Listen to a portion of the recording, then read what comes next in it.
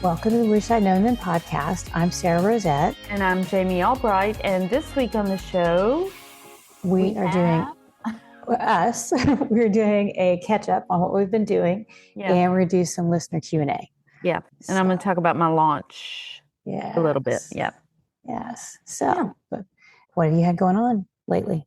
One thing I didn't talk about on last week's podcast, but I had a book signing in my hometown on, I guess by the time this comes out, 2 weeks ago at the library. And I set it up, but then I got real worried nobody was going to come. I had dreams about it. It was a whole thing. I was so worried nobody was going to come. And it turns out about 80 people showed up. Whoa. Which that is good. That's practically a riot. And and it was so good. It was so good. We did a Q&A. My daughter asked me some questions, and then we had put my granddaughter in the audience as a plant to ask a question to get other people to open it up to audience questions, because a lot of people won't ask the first question. So when we opened it up, she said, does anyone have any questions? And 3 hands shot up. We didn't even need her, but it was fine. Yeah. Good. It was sweet that she asked a question. And so the QA went on for about 20 minutes, their part, the audience QA. Yeah, it was really great. And people just love my family. They love my mom and my dad and my sisters. And so a lot of my sisters Joni, my sister who passed away, her friends were there, and then my other sister's friends were there. Interestingly enough, two of my classmates were there, but one came because her sister came. It wasn't like we were close friends or anything, but the other was my best friend when I was growing up, and she and her mom came, so that was nice. But I was the one that had the least amount of people there. Family support. That's good, though. That is an excellent turnout. It was. And I had lunch with 3 of my readers who I put it in my newsletter if anybody's interested. And it turns out they were all 3 from Kaufman. I thought they would be from maybe Dallas, because it's only 30 miles from Dallas or some of the surrounding areas. But no, they were all from Kaufman, which was great. And yeah, it was really fun. And yeah, it was just great. It really could not have gone any better. I sold a lot of books, and not just my new book, but I sold a lot of my bride's books too. Yeah. That's excellent. That's a great turnout for a signing. Yeah. And you were able to sell books at the library. They didn't mind.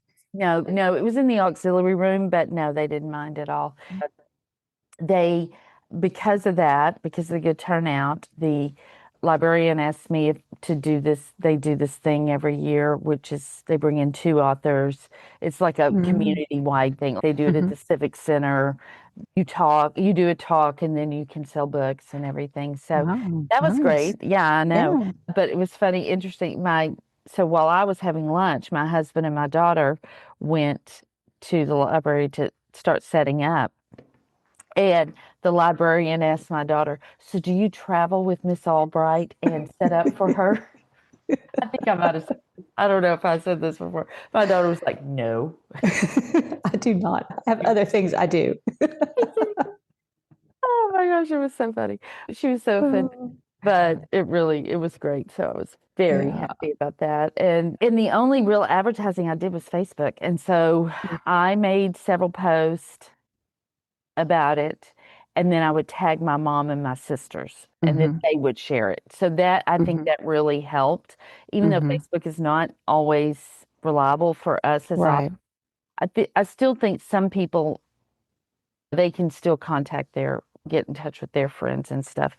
But yeah, and then we're recording this on the 7th. This weekend, I'm doing another signing at a dress shop in Kaufman. They called and asked me, and my mom really wanted me to do it. And so I was like, okay, I'm not sure how that's going to go at all, but it will probably go they're great. It's a kind of an expensive place for Kaufman. And so they're having a big sale, like a $10 sale. So there will be a lot of people in the store. So we'll see how that goes.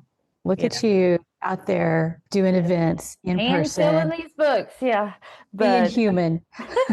but I don't think it will be different. And I'm telling you, the whole atmosphere of that signing was so great because people were just involved. And afterwards, I was like, oh, I think I want to do more of these. I should go to the libraries and blah, blah, blah. Mhm. But then I was like, I don't know if it'll be the same because people won't know my sister. They won't know my family. They won't have read the book, a lot of them.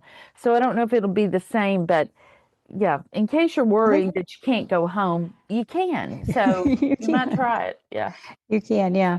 The best signing turnout I ever had was in the town that near my husband's family. They all came out. So I think if you have that family connection, Yeah. and I think they had ordered 10 or 20 books and they Yeah. sold out. And the bookseller apologized. She was like, I'm so sorry. I should have known you were local.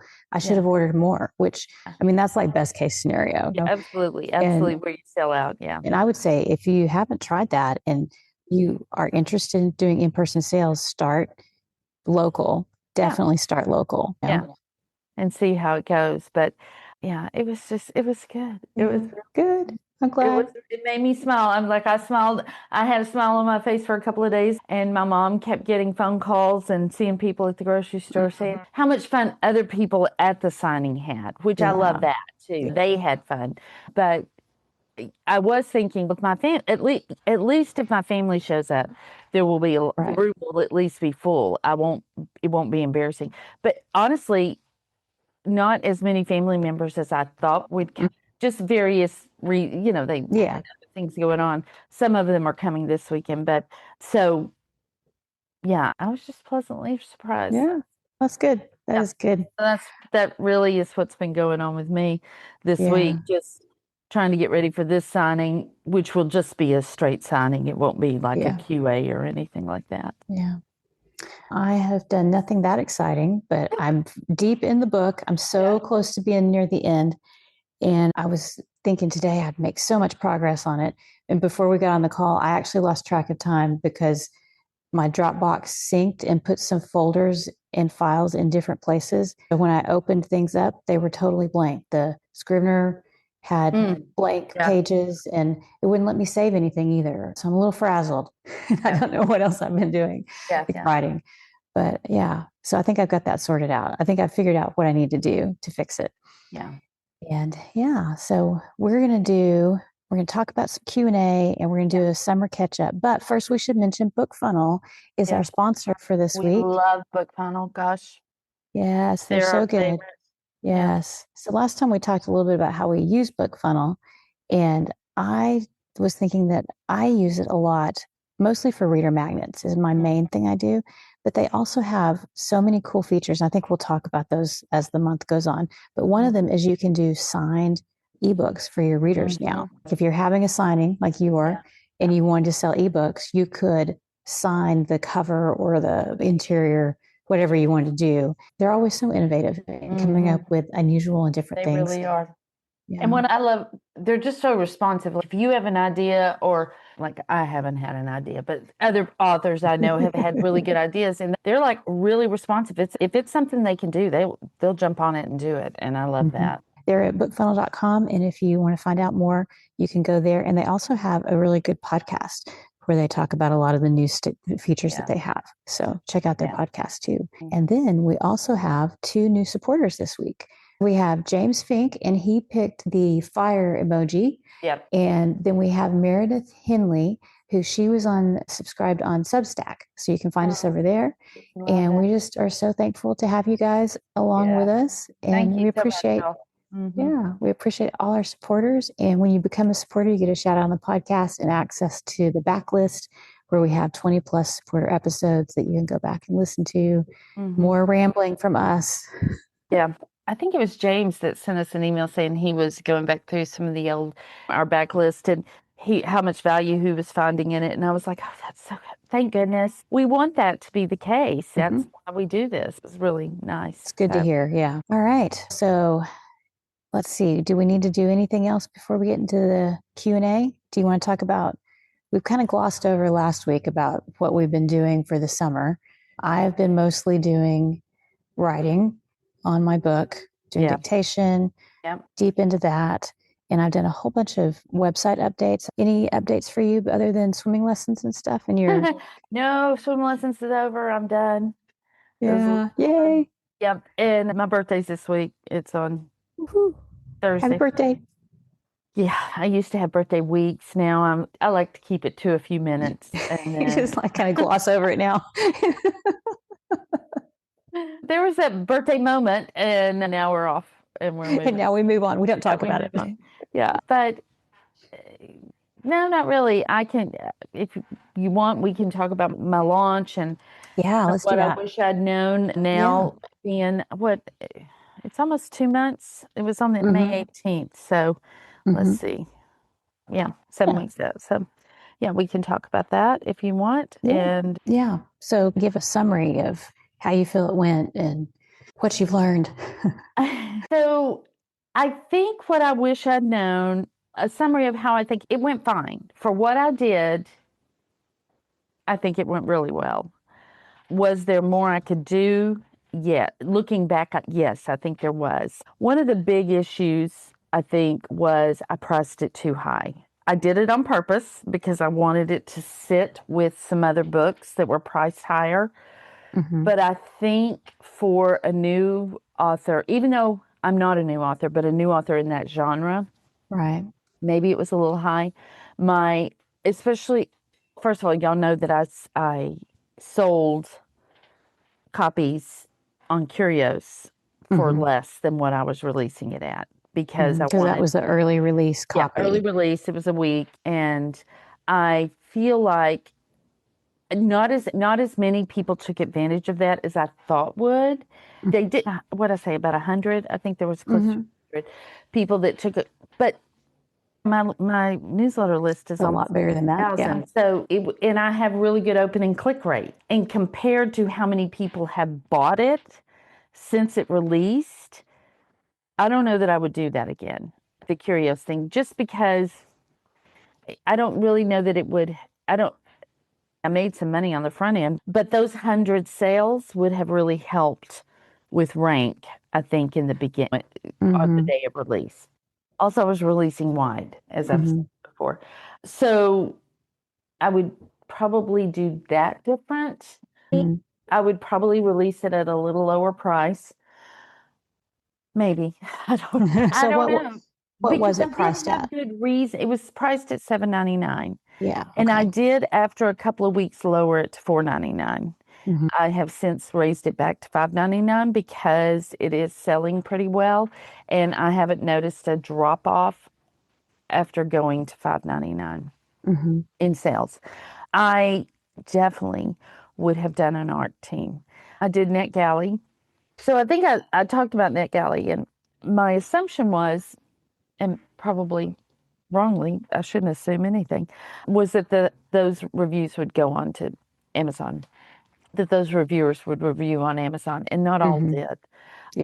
But my NetGalley reviews are incredible. In fact, all my reviews are incredible. I have nothing below a 3 star, and I think I only have 5 3 stars. The rest are 4 and 5 stars. But it took a long time. I am just now I think I'm at 75 reviews. And That's not normal for you no, it's because not. you normally launch with Yeah, at because I least that have an many art team. or Yeah. more. Yeah. Yeah. I have 79 reviews. So 7 weeks out, I have 79 reviews. And I don't know. I feel like if I had done the art team, that could have More gone better. reviews more And I think quickly. seeing reviews earlier would have produced more sales. I just think that's reader mentality. I Mm-hmm. can't know that for sure, but based Yeah. on data we all gather, I think that's pretty reasonable. And I don't know why I didn't. I guess I was thinking I didn't know if my ARC readers would, but I could have scrounged together some ARC readers that Mm-hmm. read women's fiction, and I didn't. So I would definitely do that again. And if I'm honest, so someone told me, and someone I respect, she was like, I think you're being a little self-sabotaging in some ways with this launch. And I was very offended. And then I was like, maybe in that change genres, change went wide and used my pen name. And my thinking was, when this takes off, when this is a hit, this is going to be so great because I've overcome all these odds. So that's a little self-sabotaging. And I'm just going to be honest with you. That was my thought. So it isn't like a hit, but it's not a miss either. It's a very in the middle. The rank it's when you're wide, you don't really look at rank as much, but you do because that does tell you if you're selling books or not. My money is good. Am I gonna retire on that money? No, I'm not. But the I can't say that it's a miss. I Right. can't say it's a huge hit, but it's not a miss either. But So that sounds very typical it now. is. That is It like the is. typical release now, where years ago we might have said that was not a good release. Like now, with the changes in the algorithm Mhm. and the way Amazon is pushing books, they're pushing down any spike you have and they're rewarding these really long-term Right. steady growth. So in the long run, it'll probably work out even better that Yeah. it's just Yeah. going along at this pace that's not stratospheric. You'll be glad later on, but right now it's hard, right? It's hard. I've averaged a little over 10 books a day since the book came out, Which is which good. is Yeah. good. There's some, Considering all and these some days, factors yeah, that you've exactly. changed in So, your genre and it's not your typical type launch and all right, that. Yeah. exactly.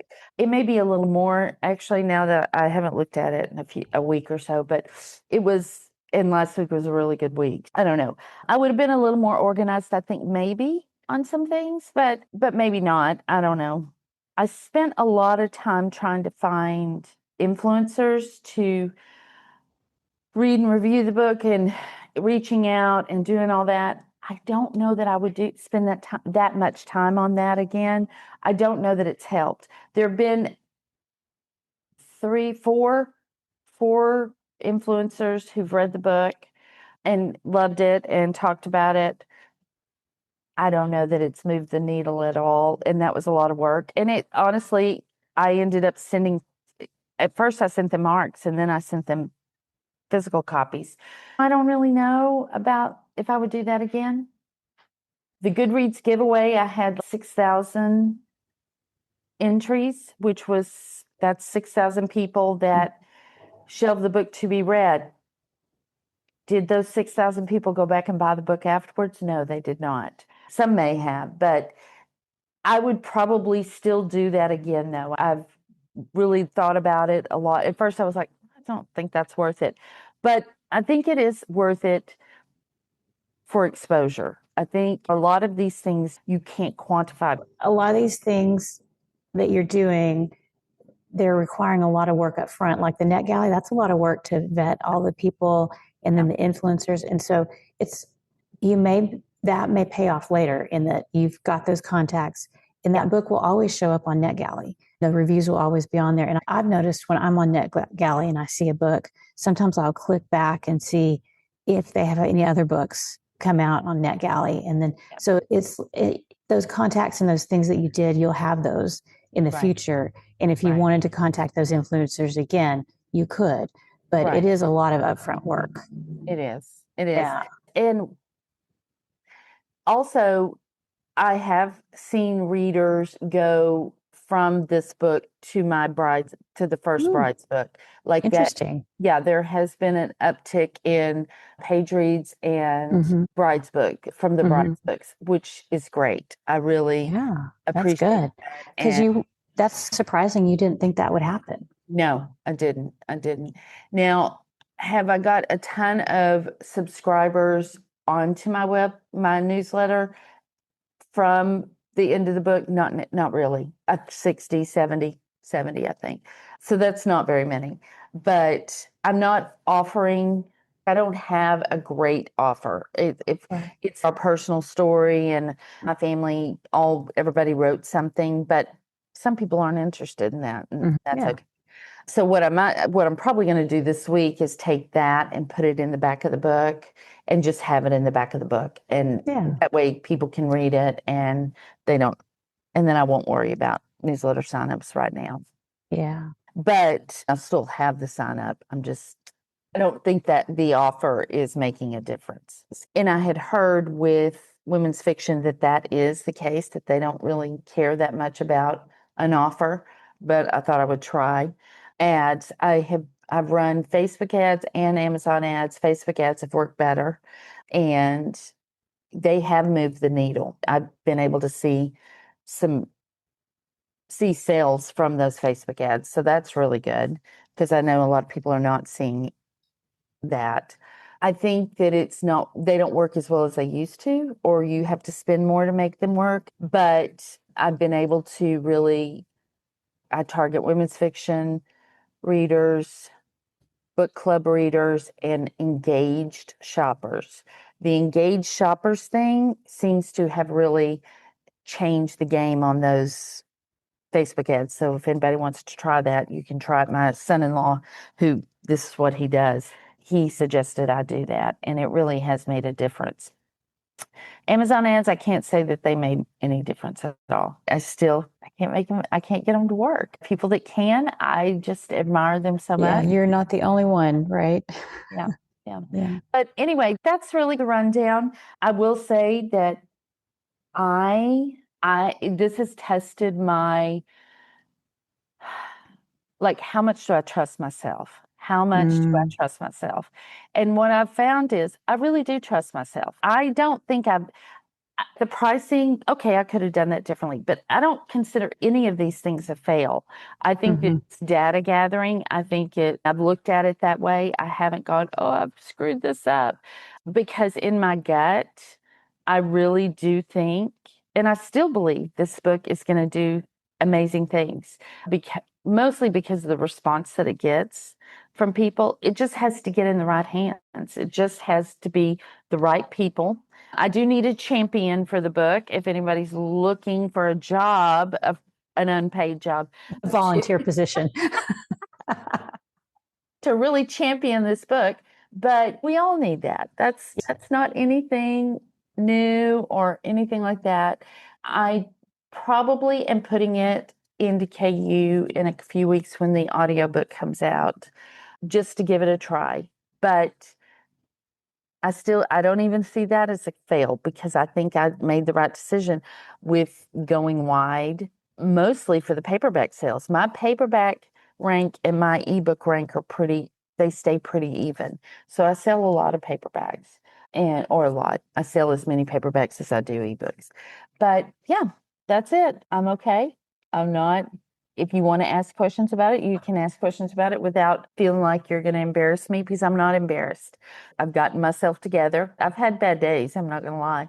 As one does. Yeah, The launch is like high and low. exactly. Right.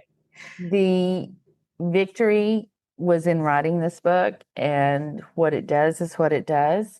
And its life is not over. And yeah, so Yeah. I'm going to start writing something new here in the next probably week. I put a lot of pressure on this book. I backed off that a little bit, but I think that's healthy. I think we all do that. I think we all put a lot of pressure on our books. Has it been a little embarrassing to look at the rank and go, ooh? But the fact is, very few people are looking. There are some people I think that are, just to see what I did, but I don't answer to them. I don't, and most people are not doing it to go, oh, look, Jami, she's really screwed up. They're doing it because they love me and they want the book to do well. So I'm okay. I just want everyone to know I am okay, and the book is okay, and I am making money. My ads are making money, and so I'm happy. Yeah. And even if it didn't do what you thought it might, you have done this, you have gone wide, you have tested all these things, like you said. And so now you know that was how that launch went. And it's a very unusual book because it's so personal to you and to your family. So you can replicate this later on. But it is information that you have that you can use next time. And so I think you've done great. When I went wide, I thought I would feel like, I don't know, like a real writer. We're always reaching for that, right? I don't, y'all. I don't. Do you feel exactly the same? I feel exactly the same. So if you want to put your books in KU, put your books in KU. Yeah. Want to go wide. We're all just trying to get eyes on our books. Do it the Mm-hmm. best way you know how. Mm-hmm. That's my advice. Yeah. So that's it. If anybody has questions, send them in. We'll try to answer them. But yeah, as of now, that is the story of my launch. All right. That works out well because we have two Q&A things we can do today. Yeah. That the first question is from Meredith, and it blends in with launching and slow versus rapid release. So she says she's learned so much. And her question is, can you be an indie author if you're a slow writer? She says, Jamie, I know you say you're slow, but it wasn't sure if that was just in recent years or even when you were starting out. She says, I'm almost done with my first book and wondering if I want to wait to publish it until I have several ready to go so I can rapid release without rapid writing. So let's talk about, can you be a slow writer? And then were we always slow, basically? And yes, I feel like I was always on the slow side. Yeah, I was always slow. Always slow. One book a year. The first two books, because I had the second one pretty much written, they came out 9 months apart. No, less than that, 6 months apart. But after that, it was about 9 months to a year with every Mm-hmm. other book. And, Mm-hmm. so Yeah. you can do it. It's hard. And I can't tell you right now if that would work now or not. It worked for me then. It wasn't supposed to, but it did. I don't know about now. I don't know because I haven't Yeah. been releasing. Market's different now. Now, you and I have both held back books because you held back your first book until your second was done, right? Until it was pretty much done. Yeah. Yeah. Yeah. It still needed to be edited and stuff, but Yeah. And you're very glad you did that, right? yeah, I am. I'm glad I did that. Yeah. And so I do think banking books is not, I don't think that's ever necessarily a bad idea. The only problem with that is you spend what, 3 years writing three books or whatever, however long it is, and then you start putting them out and the books don't take off. You've spent all that time and now you've got books that didn't hit, or it's a concept nobody wants. And so that is a drawback. I think if I was a slow writer, I would wait until I had a second book written. I don't know about Mm-hmm. necessarily More than that. edited and ready to go, but I think I would wait if I was writing in a series, maybe. Mm-hmm. I did that with the High Society series. I wrote Yeah. book one, and then I made sure I had finished book two, and I was working on book three when I launched book one. I think you're right that you do run that risk that maybe you don't hit things just right. Yeah. I liked it though, because when I was writing book two, I went back and made some changes to book one. So I Yeah. had the ability to do that. And you can update books, but this was like story structure changes for the series. So you can do that if you hold books back. But Yeah. the drawback is that you do spend a lot of time. So Mhm. I wouldn't write a 6 or 7 book series. I would, maybe do 2 books and then have the third one a Um, solid idea of where it's yeah. going to go, Yeah. Yeah. because it does, launching, like you just said, takes up a ton of time with all the preliminary stuff you have to do. Right. So if you could have a window of, you don't have to write, you can just focus on the launch, but you Right. already know what you're going back to. And then there's the thing that if it does great, you're set up and you're ready to go. Right. If it doesn't launch as well as you wanted it, then it's dispiriting to go back and maybe have it set up where you could do just 2 books or Right. 3 books and then you're done. Right. And or you can extend it on Yeah. if you want to extend your series. Have a book Right. about that, how to write a series. So Yeah, you do. You do. And the thing is, like rapid release, I don't know if it's working the way it used to work, but hitting the algorithm more frequently is always going to work. That's it's just all. always good to have Yeah. something new, Yeah, right? it is. But is it working the way it used to? I don't know. I I don't. haven't heard that it is. In fact, I've heard some people saying it's not, but I can't really speak to that because I don't do that. Yeah. Mm-hmm. Yeah. So I thought we'd go through a couple of things for slow writers, Yeah. because you and I were experts in this. We Yes, do this a lot. And I think the main thing is you're playing the long game. Yeah. When the rapid release is showy and it gets a lot of buzz. Yeah. hardly anyone is, oh, I'm a slow writer. I love it. Yeah. Let me explain it to you. Let me explain how I Yeah. do it. Yeah, But you have to exactly. keep in mind that you're doing it for the long term and you're Yeah. just going to have a slower build. And Yeah. then the second book you release the next year also does the same thing. Yeah. But generally, the patterns don't follow the same thing that a Correct. rapid release would. Yeah. But so then if you're doing slow release, you have to be careful and not compare yourself to people who are doing rapid or quick Yeah. releases, because that way it's not the same thing. And it just is depressing. I find that if I try and compare myself to someone who's releasing a book every quarter, Yeah. it's just not the same thing. And I can't match that pace. So why would I compare myself to that person? Right. Although I have done that in the past. Yeah. We all have. We have all done it. Yeah, I agree. It is a mind game. If you Mm-hmm. are a slow writer, you really just have to. There are some things you can do to write a little faster, but trying to go from being a very slow writer to a fast writer, especially if you have a day job and little kids, there's only so much you can do. There's just Mm-hmm. only so much you can do, and you will make yourself nuts trying to be something that right now you can't be and maybe never Mm-hmm. can be. And just accepting that, there's some freedom in that. And I don't know that people talk about that much. There just seems to be this right now, there's just this franticness that things aren't the same. What can we do? Mm-hmm. How can we do it? Where people are losing their livelihood or the livelihood they've been used to. They're still making money, but they've lost their livelihood. So there's all this panic. And I think if you And just accept some things, then that helps a little bit. right. And there's so many variables we can't control, and we Right. can control writing and releasing a book Yeah. normally. You can control that. Yeah. But if you're have the strengths like high intellection, learner, and these different things that you have to take longer, you may be able to do it for a while. You may be able to force yourself to do it for a while, but you may not be able to do it long term. No. So it may be you can buckle down and do it for 2 or 3 years. But if you can't keep it up, then that's when you get into burnout because you're trying to do things that you're not built to do. That was burnout was going to be the thing. It's a real thing, y'all. It's a real Mm-hmm. thing.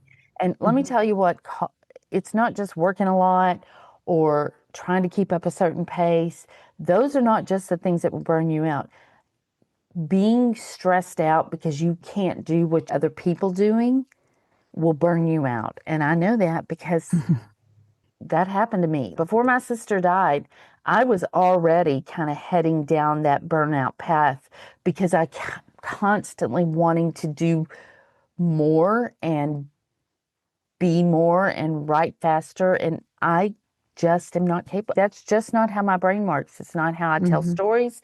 My stories unfold. I know that now, but at the time, I Mm-hmm. was trying to be something that or I wasn't trying to. I knew I couldn't, but I wanted to be. And so it was this stress and this panic, and that will cause burnout too. And two, you have your reader expectations. So if you set your readers up and you give them 4 books in a year, Yeah. and then you do it again the next year, and then you go 2 or 3 years without a book, they're going to think, oh, this person may not be writing anymore because you've Right. set this pattern. Yeah, you have to. I think it helps to figure this out beforehand. Even if you're going to rapid release, if you save up your books and then rapid release them, maybe you communicate that through your newsletter. Hey, Yeah. I have 3 books that I'm going to be releasing really quickly, but then I'm going to go back into the writing cave and it'll be a while before I have another book, just so people know what's going on. Yeah. And I think Yeah. you really have to lean into your newsletter when you're Yeah. a slow writer, slow releaser, to let people know what's going on. Exactly. And just so that they know that there is another book in the works. You don't have to talk about it all the time, No. but No. that's the most frequent question I get from my readers is, where's the next book? Are you still working on this series? And I'm like, yes, it's just going slowly. Yeah, exactly. So, Exactly. yeah. And then another thing you might do, it depends on what you want to do, but you might consider which genres have readers that expect books more quickly and which genres expect books more slowly. Yeah. So I feel like mystery, thriller, maybe fantasy, they do have people who rapid release in them, but I think readers are more okay. They're less, they don't expect, like romance, I feel like is a high Yeah. volume game most of the time, right? Sci-fi too, I'm thinking fantasy, maybe not, Maybe not. Yeah. because people know that it just takes a long time to write a fantasy book. But yeah, y'all, we can only do what we can do. We can only Mm-hmm. do what we can do. And if Mm-hmm. you, I know there are people out there going, no, but I can do more. And maybe you can, only you know that. But Mm-hmm. it's not just, do you have little kids and are you working? Do you have parents you're taking care of? Are you going through a life situation that is making writing Yeah. Like the moving or, priority? Yeah, yeah, because I something like mean, that. but also if you are a person that handles stress with writing, lean into that. Write as much as you can. Burn through Like, those do words. Yeah. that. Yeah. But we can only do what we can do. We cannot Yeah. change who we are. No matter, we can change some things. We can become more efficient. We can make our processes easier and faster. But there are things at our core that we just cannot change. And Mm. we just have to accept that. And sometimes that is really hard to accept. The fact is, Becca Sums built an entire business on that model. Yes, on telling us we need to quit doing Yeah. things and change So, our mindset a lot of right. times. Yeah. And then I would say also, if you're a slow releaser, you probably need another form of income Mm, because having one book a year and making a living off that, if that's what you're hoping for, mhm. is really hard. Very hard. So, yeah. So a lot of people do nonfiction, writing, speaking, in person sales. And then you could always take, if you launch book one and you're working on book two, you could always come up with either a special version of book one, maybe it has sprayed edges, and you do social selling Mhm. to bring in some income. Because if you're just depending on the launch itself as your only income, that's difficult to make that last for a whole It year. is. It is. Ads, Yeah. trying out ads, and yeah. So I would say just look at other ways that you can have income coming in Right. besides just depending on a launch. Yep. I agree. I agree. Yeah. All right. And then our other question was, how do I keep my newsletter list engaged while they wait for the next book? What kind of content can I share when I don't have a new book to talk about? So this I is can a talk about this. perennial question. I can talk about this. Go for So it. it depends on how you've set your newsletter up, but my newsletter from the beginning was a slice of life. What's Mm-hmm. going on? I told a crazy story when I told this story, but a crazy story when I started my news. The very first newsletter was like, y'all aren't gonna believe what happened to me, sort of And thing. that's like the theme of every newsletter, right? It is in a lot of ways, yeah. And so that is something you can do. You can also say, you can also just pull back and only release send a newsletter once a month. That's okay. Mm-hmm. There's no rule that says you need to send multiple newsletters a month. If you have a lot of books and you have a backlist and stuff, then yeah, you can do that because every time I send out a newsletter, I sell books. It just is how Mm-hmm. it is. But if you don't have a lot of books, and I don't even really have that many, but if you only have one or two, then I don't know that sending out a newsletter 4 times a month is what you need to be doing. You need to be working on the other book, and you can just write about something going on in your week, depending on how much you want to share. You could do a current event thing. If you Mm-hmm. write sci-fi, you can write about what you can talk about what SpaceX is doing or their latest launch or some weird sciencey, spacey discovery that you saw. You could do, if you do small town stuff, you could do a whole, like Lucy Score does something like good news or something like that. So she puts that in Mm-hmm. her newsletter, but along Mm-hmm. with kind of things she's doing.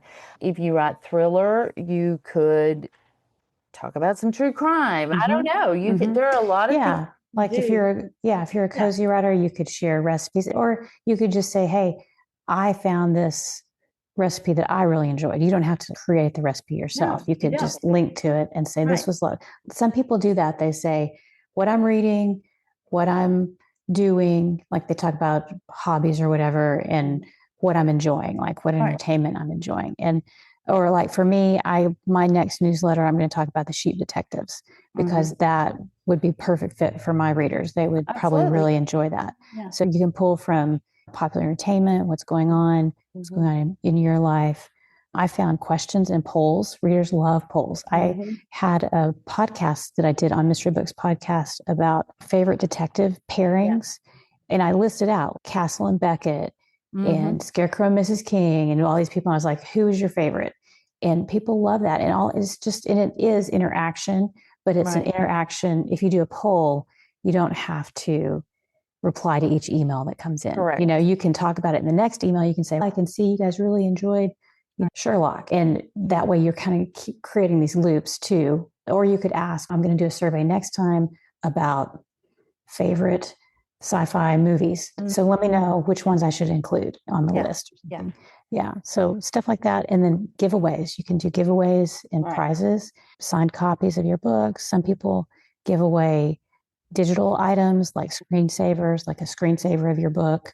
It doesn't have to be a, hey, y'all, let's talk long thing. My newsletters are not very long sometimes. The one I just sent out is not very long. I talked about the fact that our air conditioner had gone out and that about the book signing. And that was pretty much it. That was all that was in there. And then I gave away a deleted scene, or I put a deleted scene, a link to a deleted scene in there for people to go and read. So you can do things like that. I think we complicate. Yes. We complicate things. First of all, we have to remember our readers are busy. If they open it at all, they don't have a lot of time to read a newsletter. We just need to keep that in mind. Yeah. Because think about it. When I go through my inbox, it's like I'm looking for reasons to delete things because there's so much junk that I get. And doing a book recommendation or a show recommendation, that's always great because people are always looking for new things. And so that. I think that is good. Okay. So if you guys have questions, let us know. You can send us a text. And don't forget about BookFunnel. Go check them out. And I think that's all we have for this week. Yeah, I think it is too. You guys have a great week. All right. See y'all next time. Bye, everybody. Bye.